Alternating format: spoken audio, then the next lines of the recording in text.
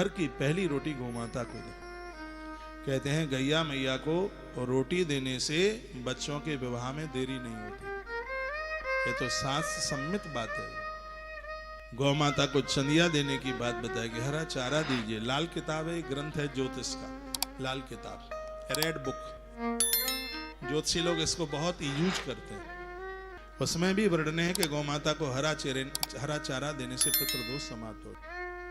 यदि जन्म पत्री में किसी ने आयु कम बता दी है तो वर्ष में एक तिथि आती है, उसका नाम अहोई अष्टमी। नाम सुना होगा आपने, अहोई अष्टमी।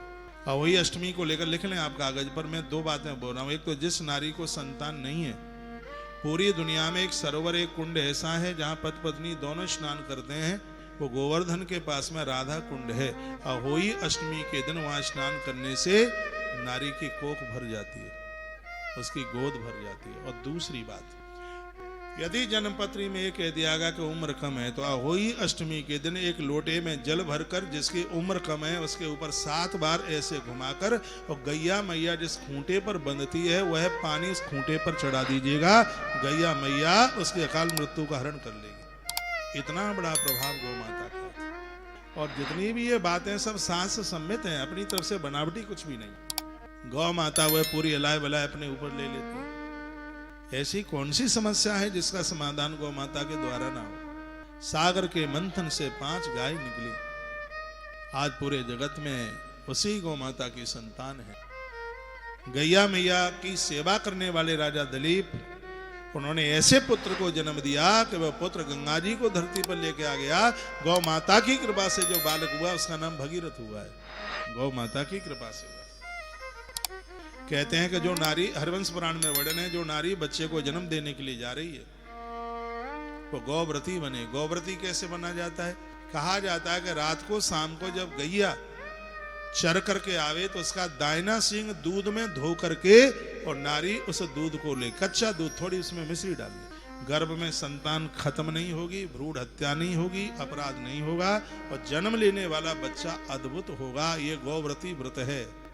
ये 1 महीने के लिए किया जाता है। ज्यादा चाहे जितना कर लीजिए, कम से कम 1 महीने के लिए। हरवंश पुराण में इसका वर्णन है। गैया मैया का दाहिना सिंह गौ माता के कच्चे दूध में धो करके और नारी इसको लेती है। इसका प्रभाव है कि अद्भुत संतान, अद्भुत औलाद होती है। ये प्रमाणित बात है। लेकिन करे को बात तो ये, आप कहेंगे कहां करें गैया, कहां मिलेगी? हम बुलाते हैं ना, आ जाओ तुलसी तपोवन गौशाला वृंदावन।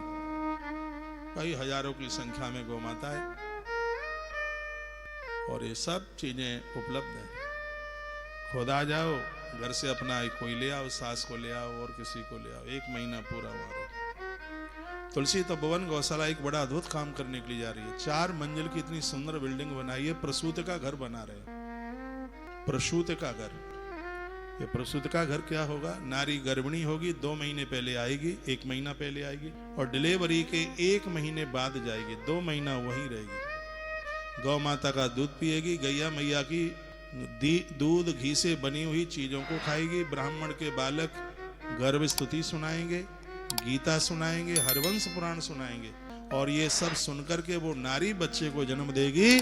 धरती पर पुनः छत्रपति शिवाजी, अग्रसेन जी महाराज, पुनः धरती पर चाणक्य का आगमन द्वारा से धरती पर। शायद पूरे देश में कोई भी संस्था ने यह काम नहीं किया होगा। पूरी 4 मंजिल की अद्भुत बिल्डिंग बनकर के बस तैयार हो गई है। थोड़ा मुझे टाइम मिले और उसकी ओपनिंग कर दे।